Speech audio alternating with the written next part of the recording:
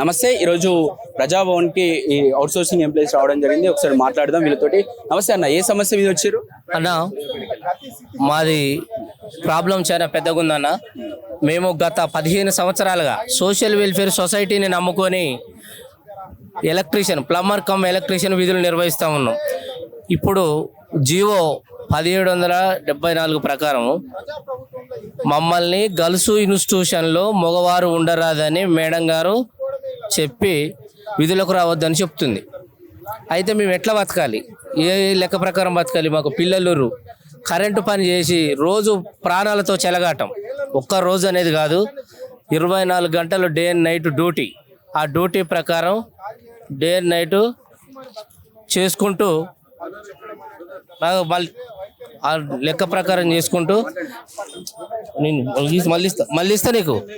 నేను ఇస్తానగా నేను ఇస్తా సార్. సార్ నేను ఇస్తా సార్. మీకు మాకు ఆర్గ్యుమెంట్ వద్దు.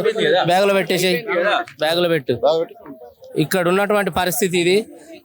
పిల్లల్ని ఆడపిల్లల బల్లె 15 సంవత్సరాల నుంచి చేస్తున్నాం. కొత్తగా జీవో రావలేదు, మేము కొత్తగా ఎంట్రీ కాలేదు. దీనివల్ల మా కుటుంబాలను రోడ్డు మీద పడే పరిస్థితి ఏర్పడది. దీనికి ప్రభుత్వం సహకరించి మా విధులకు మమ్మల్ని తీసుకోవాలి.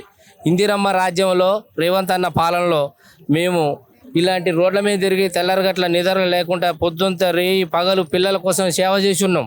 ఒక్కొక్కళ్ళకు మళ్ళీ వేరే పని చేయడానికి చేత కాదు. 45 సంవత్సరాల క్రాస్ అయిపోయినాం. ఇప్పటి వరకు ఏం పని చేసేటానికి కూడా వీలు లేకుండా పోయింది. మమ్మల్ని ఇట్లా ఇబ్బంది పెట్టి ఇక్కడున్న అధికారులు వాళ్ళు మాతోటి సర్వశాఖరి చేయించుకోరు. కరెంటు పని రోజు కొత్తగానే కనపడుతుంటుంది. లోపలికి పోయినాక టైం తెలియదు. 12 గంటల డ్యూటీ, 8 గంటల డ్యూటీ, గేటు డ్యూటీ, ఏ డ్యూటీ అయినా వాడుకుంటారు. అవుట్ సోర్సింగ్ అనే నెపంతో మమ్మల్ని విపరీతంగా ఏ పనికి పడితే ఆ పనికి యూజ్ చేసుకుంటారు.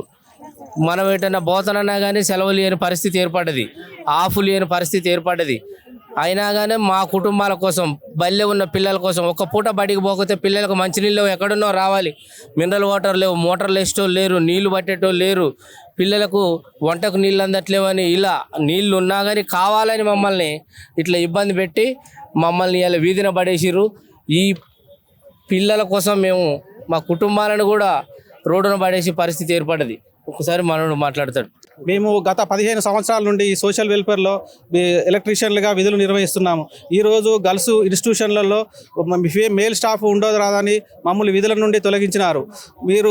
ఈ రేవంత్ గవర్నమెంట్ ప్రజా పాలన దృష్టిలో పెట్టుకొని మా కుటుంబాలను ఆదుకొని మా ఉద్యోగాలను మాకు ఇప్పించి మా కుటుంబాలను ఆదుకోగలరని మేము రేవంత్ రెడ్డి ముఖ్యమంత్రి గారిని వేడుకుంటున్నాం.